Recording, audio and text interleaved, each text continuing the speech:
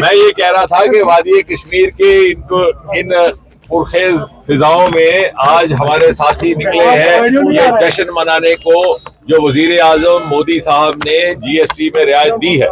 और खास तौर से कश्मीर में चूंकि यहाँ का कपड़ा, यहाँ की गारमेंट इंडस्ट्री बहुत मकबूल है दुनिया भर में, उसको एक बहुत बड़ी राहत मिली है। और यहाँ पर टूरिस्ट दुनिया भर से तशरीफ लाता है, उनके लिए भी एक तोहफा रहेगा। और जैसा आपने खुद कहा कि दिवाली के मौसम में तो हमारे बहुत सारे जो तजारत करने वाले हमारे दोस्त साथी हैं वो वैसे भी डिस्काउंट करते हैं, तो मैं हमसे इनसे कह रहे थे कि ये तो डबल डिस्काउंट हो गया, एक मोदी जी का दिया हुआ, एक आप अपने तौर पर। तो मुझे खुशी है यहाँ पर हमारे कुछ एक ऐसे दुकानदार भी थे कि जिन्होंने 1% डिस्काउंट अपनी तरफ से भी किया है। तो कहने का की मुराद ये है, और वैसे भी कश्मीर का खास ख्याल रहता है मोदी जी को।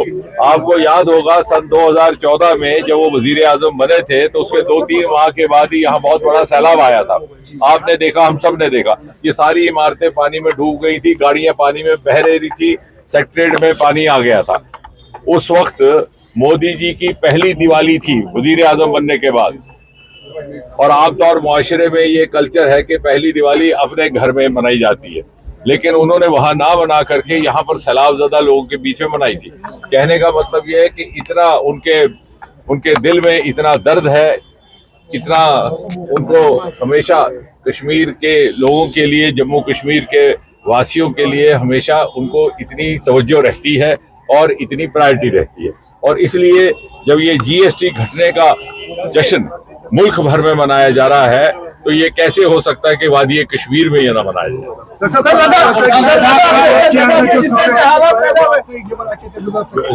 जाहिर है आम आदमी को तो बहुत बड़ी राहत मिलेगी, क्योंकि जो रोजमर्रा की जरूरत की चीजें हैं उन पर लगभग 0% हो गया।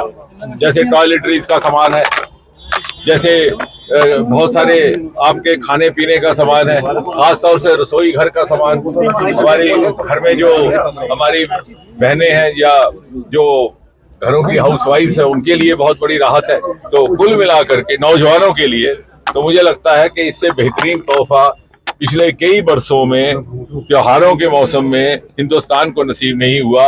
और आज उसके जश्न का माहौल वादी कश्मीर में भी देखा जा रहा है, ये अपने में एक बड़ी हौसला अफजा बात है।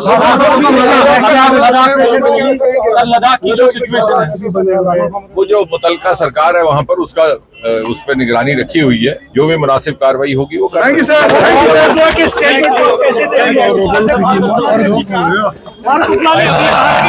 बातचीत के जरिए मसला हल होगा सर।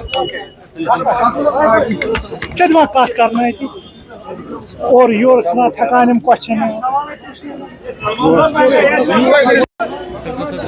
कोई बात है सर, चलेंगे साइड में चलेंगे सर प्लीज। रास्ता